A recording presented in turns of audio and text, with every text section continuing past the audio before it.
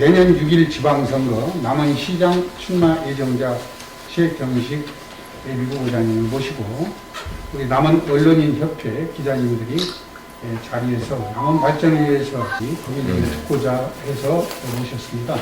일단 이 소개를 드리고 그 다음에 후보자님 인사 말씀 듣겠습니다. 우리 지금 최경식 예비후보자님은 고향이 금지면 출생입니다. 그리고 남원 성원고등학교를 육회 졸업하셨고 고려대학교 정책대학원 도시행정학 석사를 받으시고 원광대학교 대학원 소방행정학 박사를 취득하셨습니다. 현 대통령 소속 자치분권위원회 전문위원이시고 현 대통령 직속 균형발전위원회 특별위원으로 활동하고 계십니다. 또 현 더불어민주당 중앙당 정책위 부의장을 맡고 계시고 현 더불어민주당 한반도 경제특별위원회 부위원장을 역임하고 계십니다. 현 원광대학교 대학원 소방행정학과 전임교수직을 지금 맡고 다니시고 그 다음에 전 주식회사 유니콤넷 대표이사로 사업에 성공하신 분입니다. IT 사업에 대한민국의 제1세대로서 성공을 한 부분에 대해서 정치인들과 기업인들 사이에서는 대단한 신화적인 인물로 지금 알려진 최경식 후보를 모시게 됐습니다. 인사 말씀. 먼저 이렇게 추운 날씨인데도 불구하고 이렇게 선배님들 또 오셔서 우리 언론인들 오셔서 관심 가져주신 것에 대해서 먼저 깊은 감사의 말씀을 드립니다. 방금 간략하게 소개해 주신 것처럼 저는 금지면에서 가난한 농부의 자식으로 일단 태어나서 소원고등학교까지 졸업하고 서울에 올라가서 이제 IT와 산업경제 분야의 일을 해왔고 주로 이제 IT 행정을 중심으로 해서 일을 해왔습니다. 그리고 지금 현재로는 아까 말씀드린 대로 이제 자치분권위원회 전문위원하고 국가균형발전위원회 특별위원을 지금 지내고 있습니다만 그 분야에 적극적으로 지금 동참하는 첫 번째 이유가 우리 이 국가의 균형발전이 곧 그 지역발전하고 연결되어 있기 때문에 주도적으로 사실 거기에 적극 참여해서 우리 지역발전을 위한 방법을 모색하고 또 그런 제도를 적극적으로 공부함으로 인해서 지역사회에 도움이 된다라고 판단이 서서 열심히 지금 활동을 하고 있는 중입니다. 지금 제가 지금까지 공부하고 또 지인들을 통해서 많이 듣는 바에 의하면 지금 우리 남원이 변화가 필요하고 혁신적인 산업경제 분야에 좀 더 노력할 분야가 필요하다고 판단이 되었기 때문에 이제 사실은 정치에 발을 들여서 사실은 1년 지금 6개월째 시민들의 말씀을 듣고 다니고 있는 중입니다.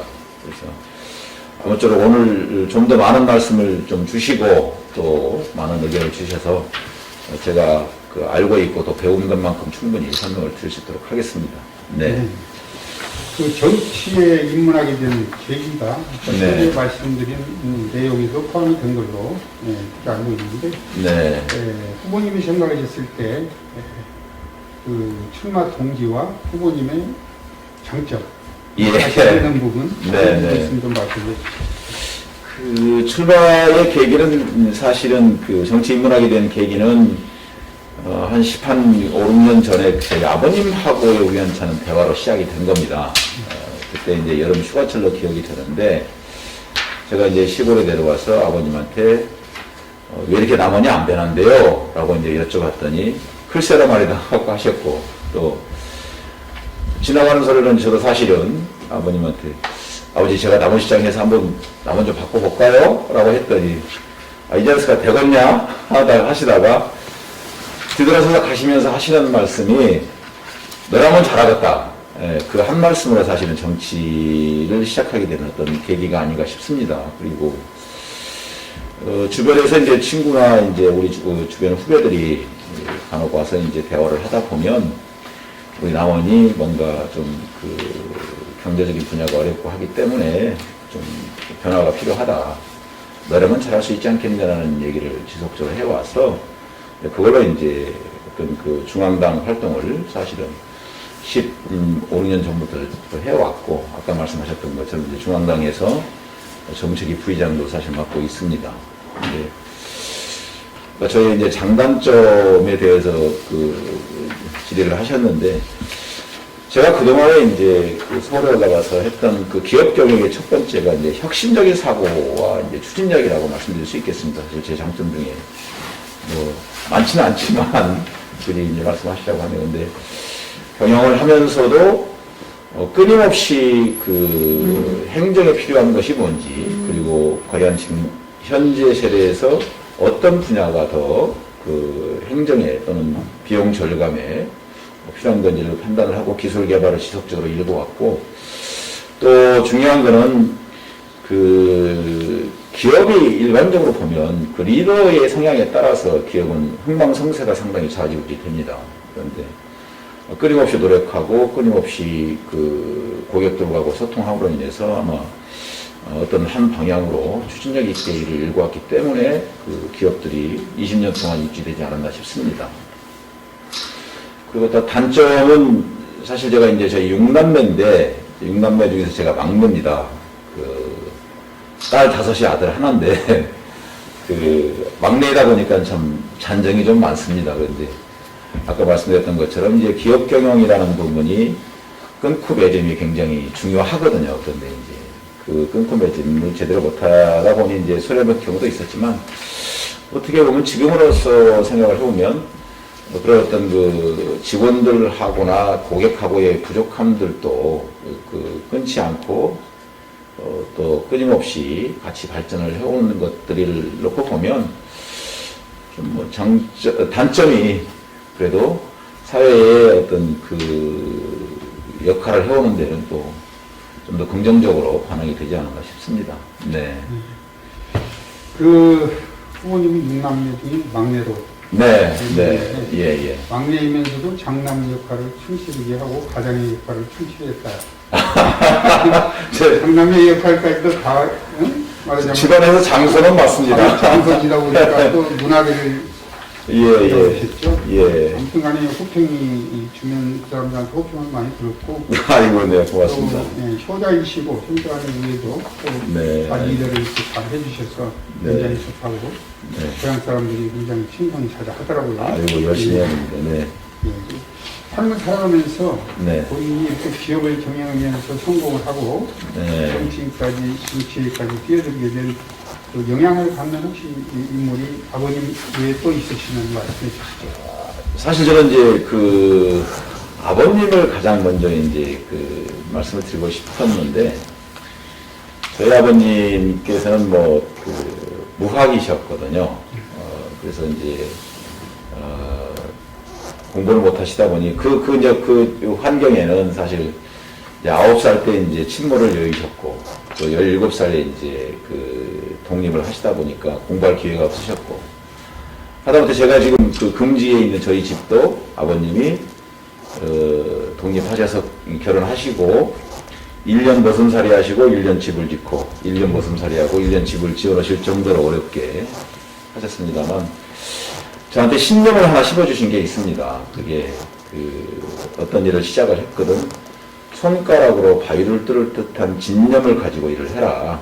그런 말씀을 귀가 따갑도록 사실 들어왔었고, 또 더군다나 제가 이번에 이제 그 16개 읍면을 다니면서 이제 동네를 돌아다녔는데 아버님이 주로 다니시던 그 이발소에 소멍에가 걸려 있더라고요.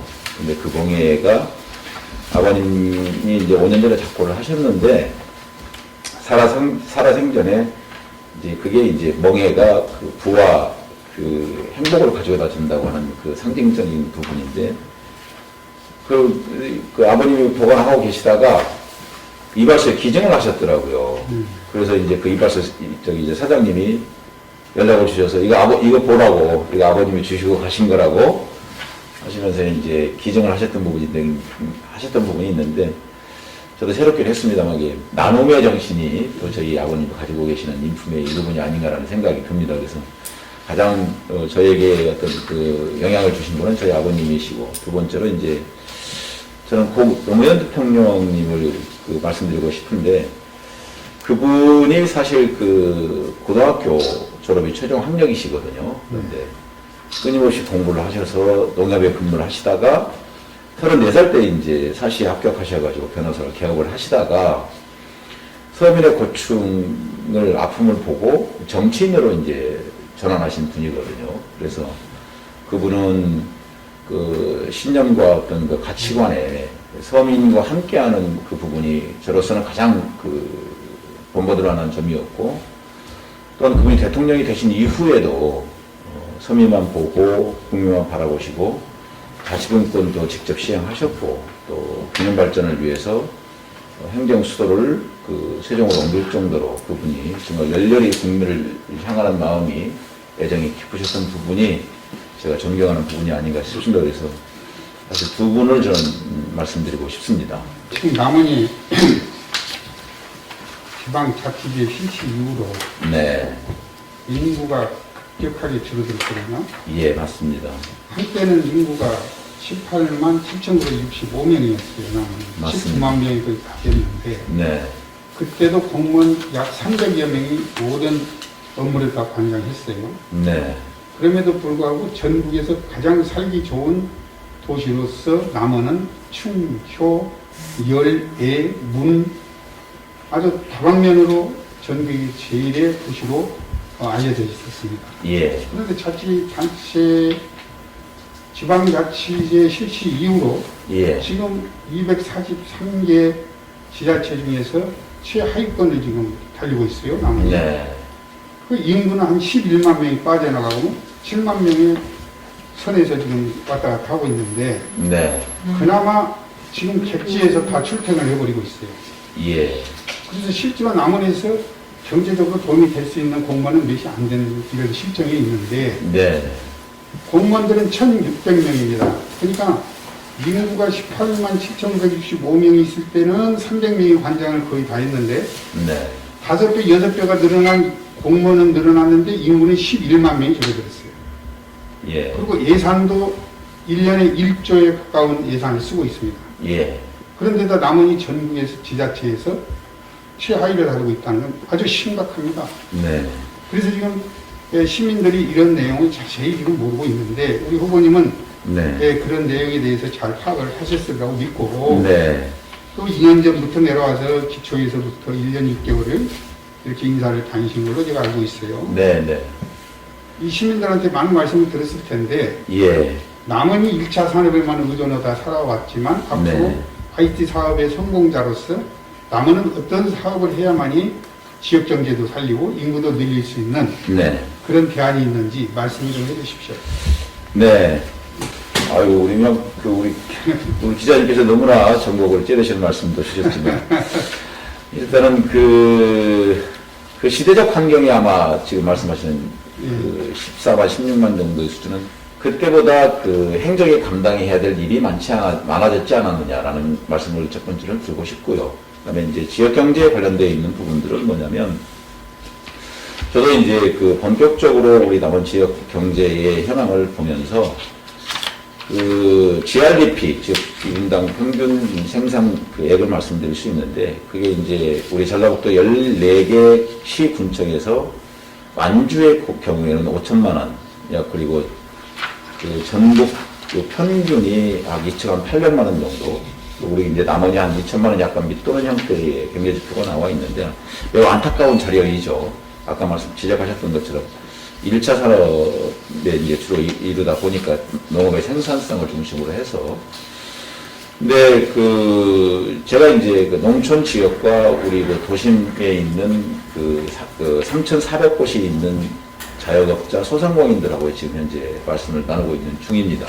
근데 농업 생산성은 그래도 지속적으로 상승하는 추세입니다. 2020년도의 자료를 보더라도 그 식량 자원으로 생산되고 있는 농산물이 약 한 1,100억 정도, 그리고 원예 작물로 생산되고 있는 부분이 한 1,500억 정도의 수준을 갖고 2,600억 정도이고, 기타 어떤 축산, 양분, 양계에 관련되어 있는 전체 생산물을 보면은 한 9천억 가까이 된다고 저는 그 자료를 1차적으로 확인을 하고 있습니다만, 이 분야를 지금 현재 있는 분야보다 좀 더 나은 경제 지표를 삼기 위해서는 우리 첫 번째가 우리 남원에는 미래를 확보할 수 있는, 또 그리고 사람들을 끌어모을 수 있는 혁신 성장 동력이 필요하겠다라고 첫 번째 판단을 했습니다. 그래서 그 부분이 이제 뭐냐면, 혁신 성장 동력 항목은 뭐냐면, 요즘에 이제 드론들이 많이 각광을 받고 있는데 정말 죄송합니다.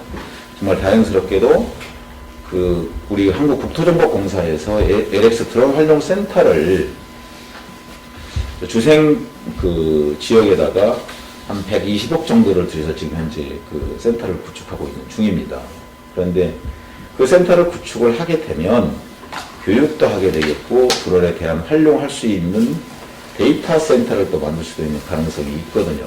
근데 고맙습니다. 거기에만 국한해서는 안 되겠다고 저는 판단이 들어서, 그게 유관되어 있는 뭔가 사람을 이끌어올 수 있지 않을까라고 생각한 게 바로 UAM, 어반에어 모빌리티 산업이라고 그래서 도심항공 모빌리티 산업이 있습니다. 그걸 이제 우리 정부에서도 2040년도까지 약 13조 원 정도의 경제 유발 효과가 있다라고 이제 지표를 발표를 했듯이, 하나 시스템하고 현대 모빌리티 쪽에서 집중적으로 지금 현재 드론을 활용해서 물류와 사람 운송까지도 지금 현재 고려한 상태에서 제품을 개발하고 있기 때문에, 그 분야가 앞으로 미래의 먹을거리 산업이 될 수 있다고 판단을 했고요.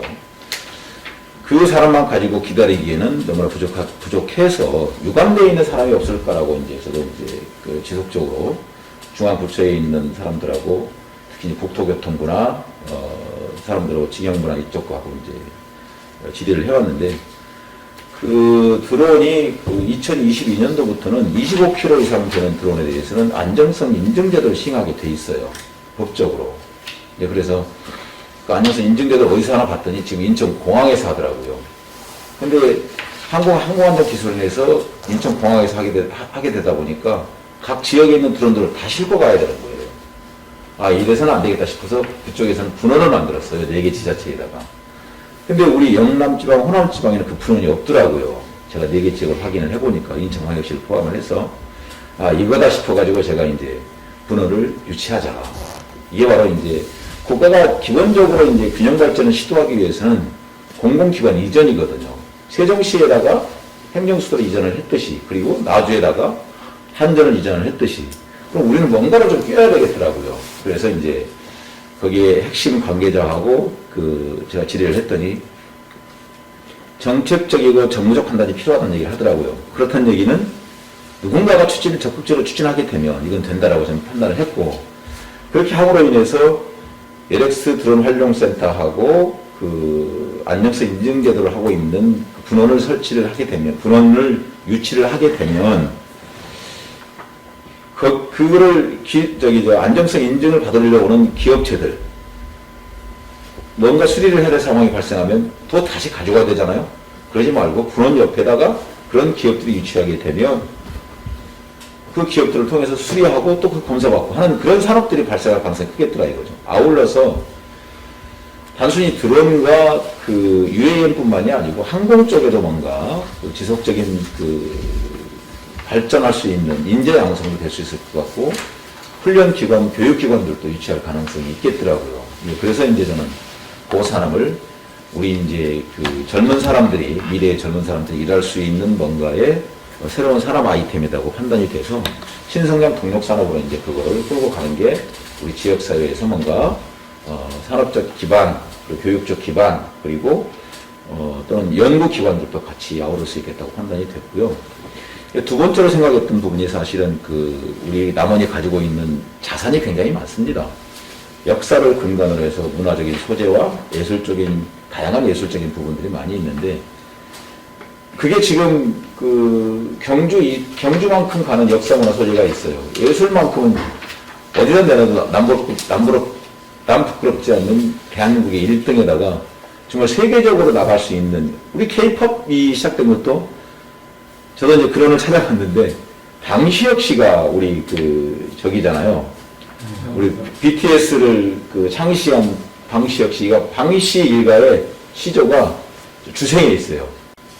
주생에 아버님 아버님 한자가 이게 얘기해도 되나 모르겠는데 방국인 씨라는 분인데 그분의 태어난 곳이 주생이에요. 주생 지당 밑에.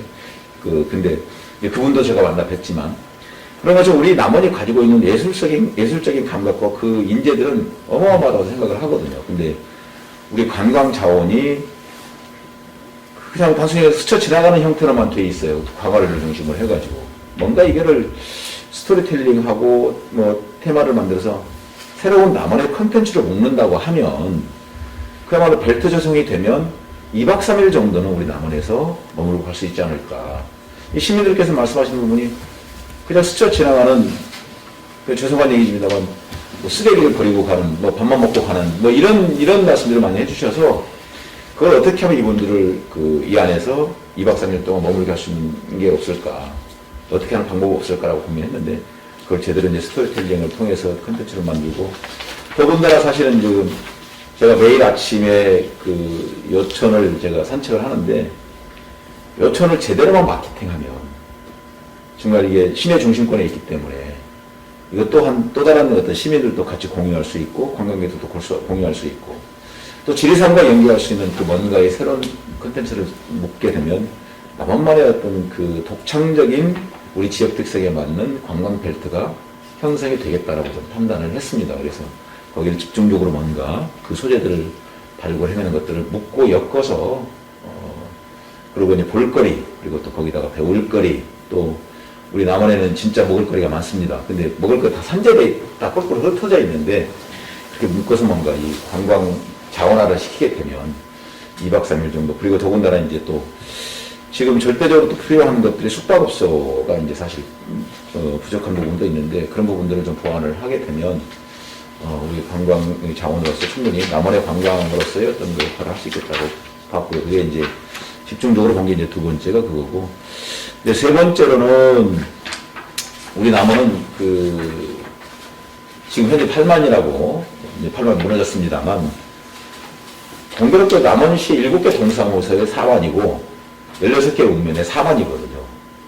근데 실질적으로 어떤 생산적인 경제를 보면은 매출을 올릴 수 있는 게 농업이거든요. 그래서 영농이 굉장히 중요합니다. 농업 중심의 도시이기 때문에. 그래서 영농의 어떤 생산성을 좀 높일 수 있는 방법을 찾아야 될 것 같고, 두 번째 이제 영농 중에서도 지금 쌀 생산, 포도 생산, 또 파프리카, 상추, 또 대추 여러 가지 것이 있지만 미래의 먹을거리를 중심으로 뭔가 육성할 수 필요성이 있겠더라고요. 그 이유는 뭐냐면 이제 고령화가 되다 보니까 젊은 사람들이 지금 현재 없거든요. 하다못해 예를 들면 어느 한 마을에 가면요, 마을에 26가구가 구성이 되어 있는데 그 마을의 이장님이 250마지게 농을 짓더라고요. 다 어르신들이 마을 이장한테 맡겨놓은 거예요. 그러다 보니까 결국은 젊은 사람이 없다는 얘기가 되는 거거든요. 즉 농촌 인구의 고령화가 상당히 심각한 지경이다. 앞으로 5년 뒤, 10년 뒤에는. 근데 그러려고 그러면 젊은 사람들이 귀농귀촌할 수 있는 여건을 만들어야 되지 않을까. 근데 젊은 사람들이 귀농귀촌하기 위해서는 뭐냐면 수익성이 보장될 수 있어야 되거든요. 또 더군다나 이분들은 힘든 일을 안 하려고 해요. 어려운 일을 안 하려고 그런다 이거죠. 그렇다고 보면 힘들지 않고 수익을 올릴 수 있는 부분이 또 미래의 먹을거리가 저는 단백질 바이오 산업단지를 보게 됐습니다. 그래서 이제 입지에 대해서는 좀 더 숙고를 더 해야 될 부분인 것 같고, 그거를 대단위로 결성을 해서 뭔가 우리 남원의 단백질 바이오 산업단지를 결성을 하게 되면 생산과 가공, 그리고 유통의 과정이 사실은 6차 산업이잖아요. 근데 저는 이제 유통의 과정의 어떤 내용을 요즘에 이제 메타버스가 굉장히 지금 떠오르고 있는 미래의 통신이라고 이제 볼 수 있겠는데, 제가 이제 메타버스를 또 잘하고 있기 때문에 IT를 접목해서 뭔가 6차 산업을 활성화시키는 부분이 이제 저는 영농과 그리고 단백질 바이오 산업단지라고 보고 있습니다. 그리고 지금 이런 제가 지금 세 가지 말씀드린 부분들은 사실 솔직히 말씀드리면 시간적인 요소와 또는 어떤 그 재정적 지원과 또 환경적 지원이 굉장히 좀 시간적인 요소가 필요한데 제가 시민들하고 1년 6개월 동안 다니면서 말씀을 들어보니까 시민들 지금 우리 7개 3,400여 개의 그 우리 자영업 하시고 소상공인 분들은 정말 어렵다, 힘들다, 먹고 살 게 없으니까 나무를 뜨고 싶다.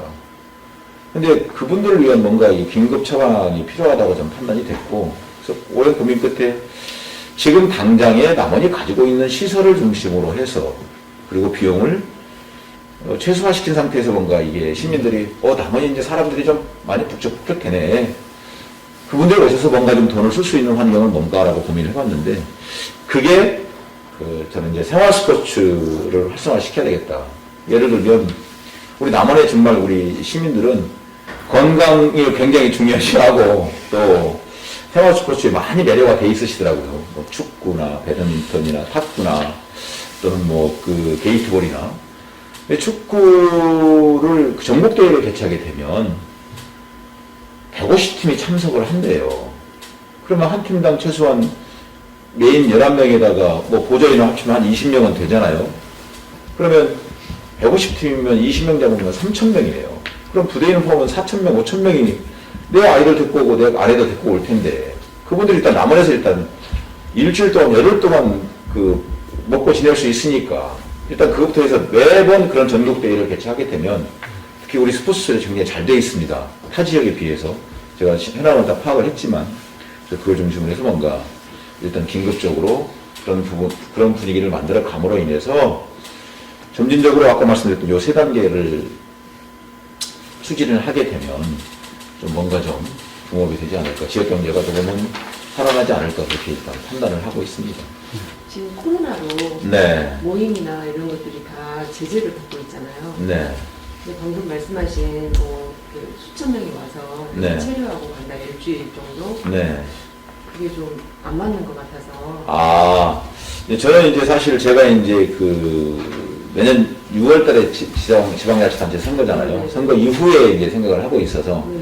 저는 좀 긍정적으로 보는 건 뭐냐면, 위드 코로나지만 지금 뭐 갑자기 이제 또 오미크론 변이가 생겨서 이제 지금도 더 강화가 됐지만 연말에 저는 내년 상반기 정도에는 오늘도 이제 화이자에서 이제 먹는 치유약을 내놨다고 하더라고요. 그렇게 되면 뭐 상반기 정도에는 어느 정도 코로나가 잡히지 않을까 저는 그렇게 판단을 하고 있고 도민체제를 우리 남원에서 해요. 내년 9월 달에 이제 그런 9월 달에 이제 도민체제를 통해서 한번 뭔가 우리 남원이 또 체계적인 준비를 함으로 인해서 그 이후에 또 뭔가 또 다른 일들을 자꾸 해나갈 수 있는 환경이 되지 않을까라는 생각이 듭니다.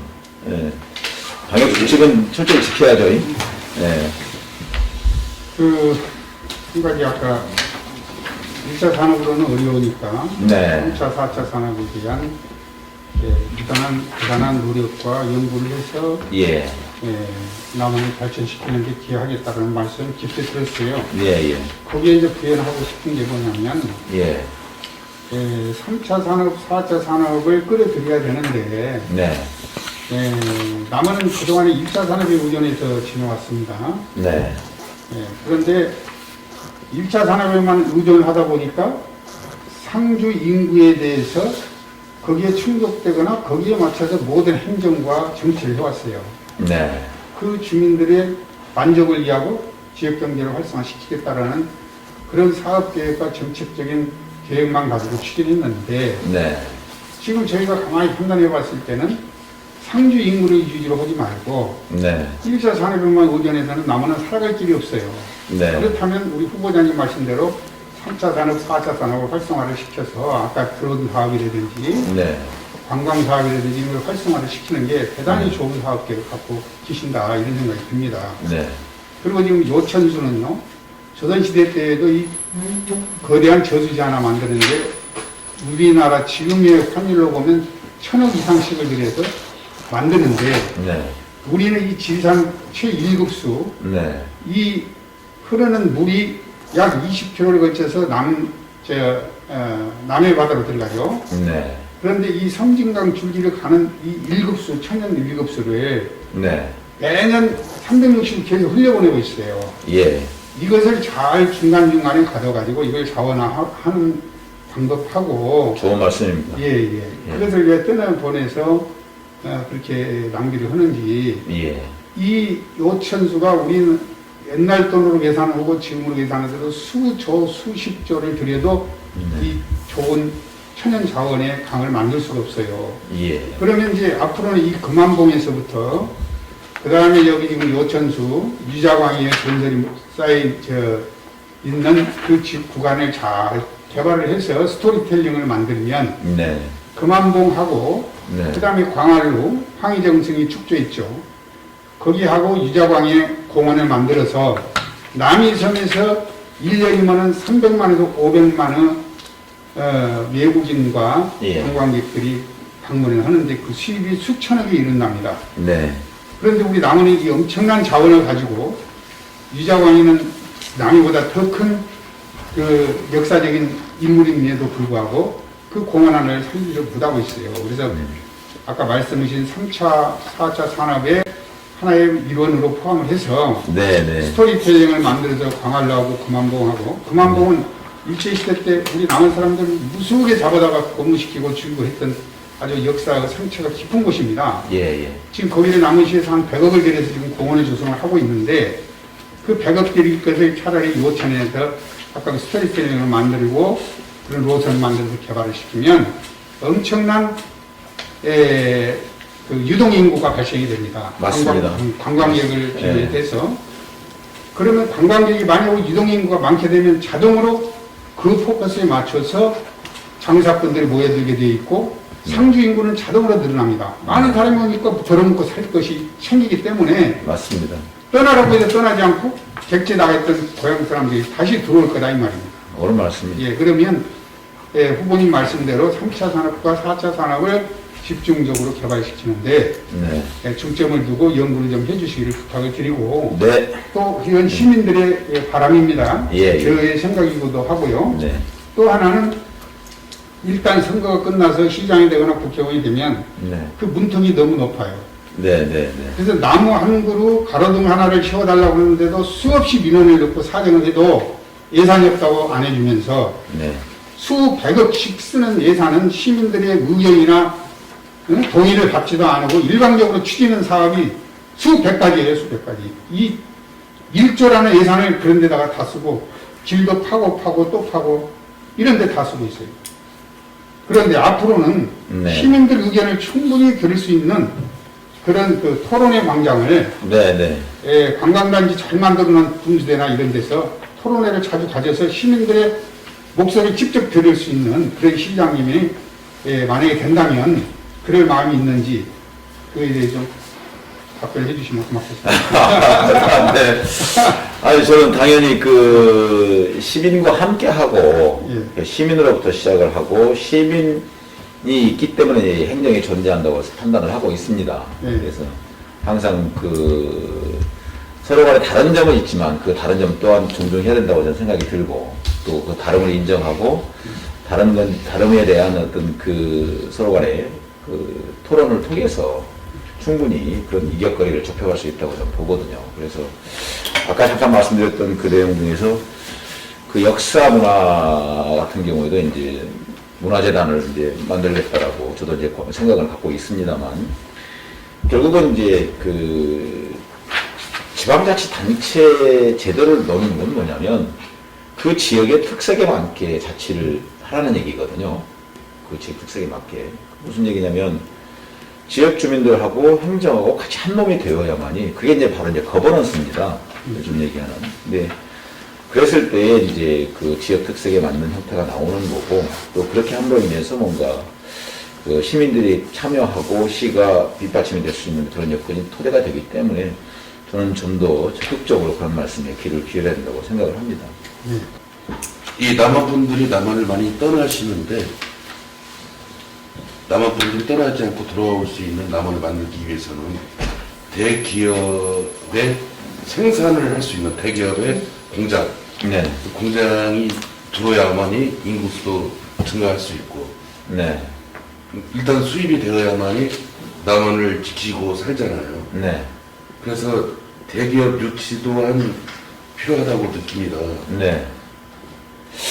근데 이제 그 점은 좀 구체적인 내용을 제가 기업을 제가 20년 동안 경영을 했기 때문에 기업 경영의 주체는 직원이거든요. 그러니까 직원이 있어야만이 기업 경영이 가능한 거예요. 무슨 얘기냐면 대기업이 여기 들어오려고 그러면 여기 와서 근무할 사람이 필요한 거예요. 최소한 핵심 인력 10%에서 30% 정도는. 나머지 60%, 70%는 여기 현지에서 보충을 한다 손 치더라도 내려와야 되는 그 사람들이 올 수 있는 정규 여건이 첫 번째 갖춰져야 되는 거고, 두 번째로는 60, 70%의 그 현지의 인력이 있어야 되는 거예요. 그 기업에서 채용하고자 하는 사람들이 광주에서 오든 전주에서 오든 순천에서 오든 처음에는. 그래서 그 사람들이 출퇴근이 불편하니까 남원에 살만해. 내 아이를 여기서 키울 수 있고 보육할 수 있고 교육할 수 있는 환경이 되겠어. 그러면 남원에서 사는 거거든요. 자, 그러면 지금 현재 그 갭이 있는 거예요. 그 차이점이. 그러니까 뭔가 행정에서 그런 젊은이들이 그 남원에 있을 수 있는 여건을 만들어 가야 되는 것 또한 이제 필요하다고 저는 보고 있는 거고, 그게 이제 서남대 폐교도 상당한 영향이 있습니다. 이제 2018년도에 2월 달에 1892명이 이제 갑자기 폐교가 되면서 사라졌는데, 서남대 아이들은 여기서 졸업해서 여기 남아서 일자리를 찾는 아이들도 있었거든요. 근데 그런 환경이 안 되다 보니까 지금 젊은이들이 다들 밖으로 나가는 그런 형국이 되어 있는데, 결론은 말씀드리면 제가 기업 경영을 해봤기 때문에 기업이 어떻게 해줘야만이 기업이 남원에 내려와서 기업을 경영할 수 있는지를 잘 알고 있고, 또 그동안에 이제 제가 우리 남원에는 5개 지역에 8개 산업단지가 있어요. 근데 그 산업단지에 한 90개 업체가 입주해 있거든요. 1942명 정도가 지금 현재 근무를 하고 있습니다. 근데 그분들하고 대화를 나눠보니 뭐가 필요하더라. 이 남원에서 기업을 하기 위해서 뭐가 필요한데 그걸 행정에서 어느 정도 지원해 줬으면 좋겠다. 그걸 제가 이제 많이 들었습니다. 그래서 다시 말씀드려서 기업이 영위하기 위한 필요로 한 것, 또 지금 현재 기업이 필요한 것을 알고 있으니까 제가 시장이 되면 그 부분은 충분히 감안을 해서 적극적으로 기업을 유치를 해야 된다. 그리고 네. 이게 남원의 그 중소기업인들하고 간담회를 해봤습니다. 네. 그분들이 인력을 못 구한다고 말씀을 하시길래 제가 이런 말씀을 드렸어요. 네, 맞아요. 어떤 얘기를 했냐면, 임금이 적은데, 네.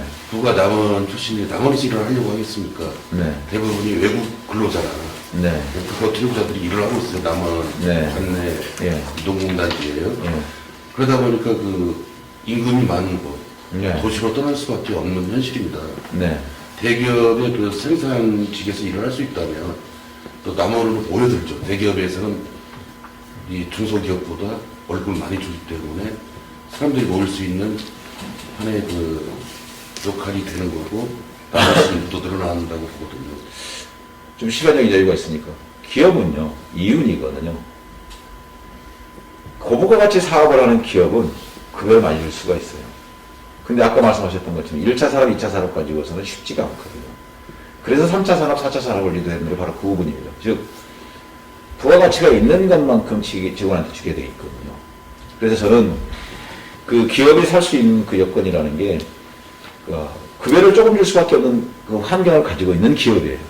그러다 보니까 이게 사람 뽑기가 쉽지 않은 거죠. 뽑아놔도 금방 공급도 더 주는 업체로 바뀌는 거예요. 가는 거죠. 그건 현실적으로 어떻게 할 수가 있는 방법이 없거든요. 근데 다만, 그래도 제도권 내에서 뭔가 할 수 있는 방법을 찾을 수 있다고 하면 지원 체계를 만들어 가는 게 그것 또한 그 지역에서 기업을 유치할 수 있는 방법이 아닐까 하는 생각이 듭니다. 남원 관내에 있는 좋은 기업들은요, 남원시에서 행정적인 지원을 안 해주냐, 문 닫은 업체들이 많이 있습니다. 지금도 현재도.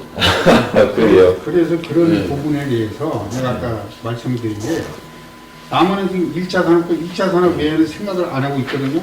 그 선에서만 주민들을 잘 살게 해달라, 먹고 살게 해달라, 일자리를 창출해달라 그러는데 이걸로는 불가능하다.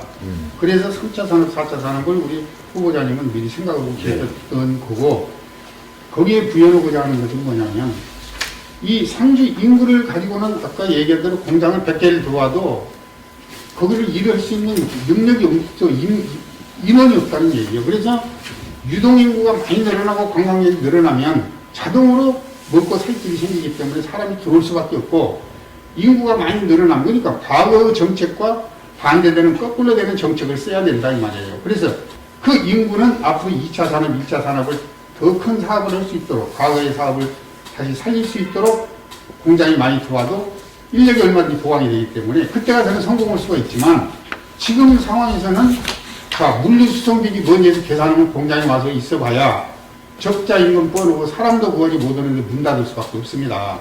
네, 앞으로 이제 시장님이 되시면 저희들이 오늘 말씀드렸던 거를 좀 깊이 연구하고 네. 예. 해서 남은 발전에 큰 기여를 해주시기를 열심히 하겠습니다. 네.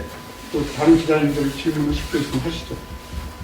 특히 이제 이 공공의대는 지금 법안 통과가 되면 지금 우리 이제 언론에서도 이 점은 좀 강조를 해주셨으면 하는 부탁 말씀을 좀 드리고 싶은데, 법안 통과만 되면 남원에 자동으로 온다는 생각은 조금 좀 고민을 더 해봐야 된다는 생각이 들어요. 왜냐하면 제가 다른 지자체에 이제 벤치마킹을 다녔거든요.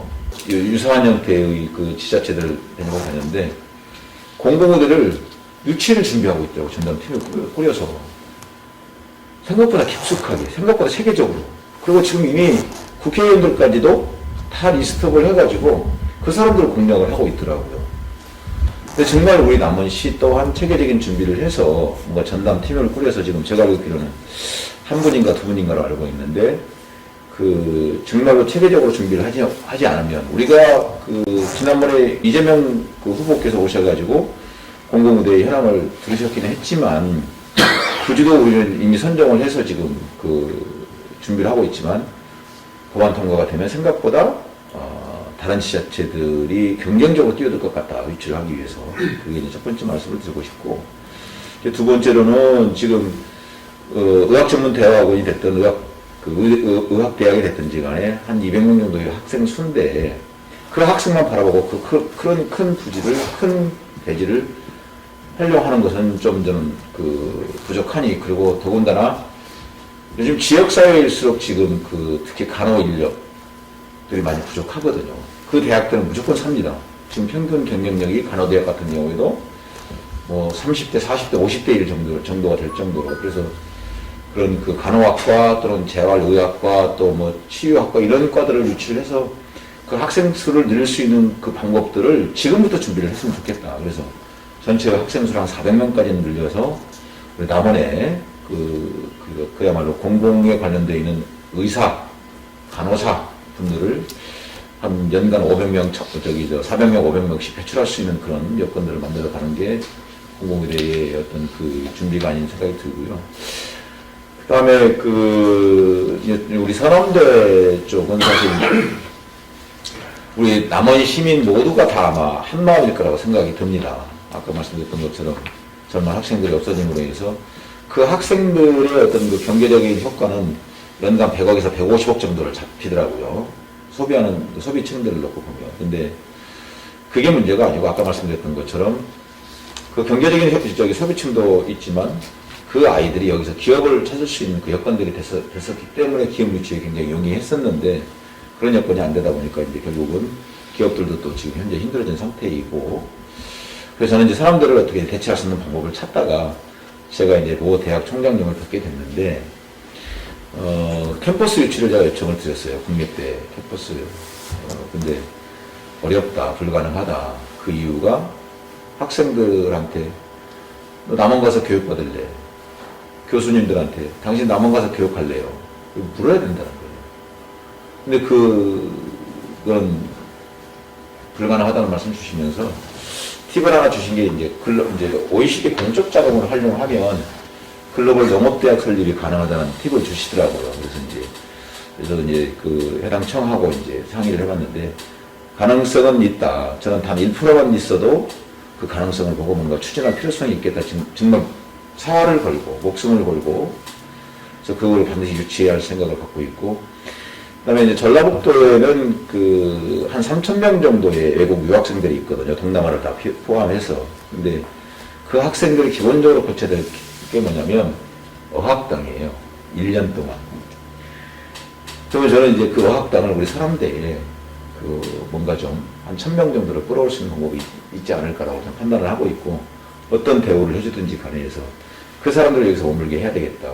그래서, 그리고 이제 아까 말씀드렸던 것처럼 이제 항공 클러스터 사업을 뭔가 이끌어가게 되면 유관 연구기관도 가능하고 또 교육훈련기관도 가능한데, 그런 것들 포함해서 한 200~300명 정도 해가지고 최소한 한 2000명 내외의 어떤 학생 수준을 맞출 수 있도록 뭔가 집중적으로 노력할 필요성이 있겠다라고 생각이 들었습니다. 그렇게 됐었을 때 사람들의 대체가 가능하지 않을까라고 보는 건데, 지금 뭐 도립대다 시립대다 지금 대학이 2030년도 가면 70개가 문을 닫게 됩니다. 벚꽃 엔딩이라고 하잖아요. 예. 이제 그 벚꽃 엔딩처럼 70개가 망해가기 때문에 제가 이제 교육부하고도 이제 상의를 했는데, 대학 설립에 대해서는 굉장히 회의적이다. 그런 말씀이 들었고, 다만 이제 공공의대 같은 경우에는 이제 워낙에 이제 이미 의료 인력이 부족하기 때문에 이제 그거는 같이 따라갈 수 있기 때문에 그런 부분을 좀 더 현실적인 방법을 가지고 정말 가능성이 있는 것을 가지고 추진하는 게 오히려 시민들한테 더 다가가지 않을까 싶고, 그 약속을 했거든 저는 지켜야 된다고 봅니다. 그거를 하기 위해서. 그래서 정치를 하는 사람들이 첫 번째도 지킬 수 있는 약속만 하고, 약속을 했거든 죽자고 지킬 수 있는 자기의 어떤 뚜렷한 신념이 필요하다는 말씀을 좀 드리고 싶은데, 그 부분이 이제 실현 가능성 있는 걸로 좀 제도를 내놨으면 좋겠다는 말씀 드리고 싶네요. 예, 예. 지금 지난번에 우리 후보자님이 다른 인터뷰 하시는 걸 보니까 네.